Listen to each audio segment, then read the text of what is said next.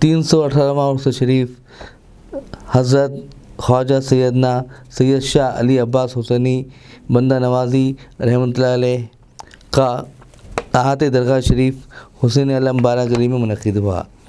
पहले रोज़ जलसा फैज़ान औलिया मुनक़िद हुआ जिसमें उलमा कराम ने मुखातिब किया। दूसरे रोज़ जुलूस संदल और महफिल समा मुनक़िद हुआ जिसमें शहर के उलमा कराम और मशाइख़ निज़ाम ने शिरकत की।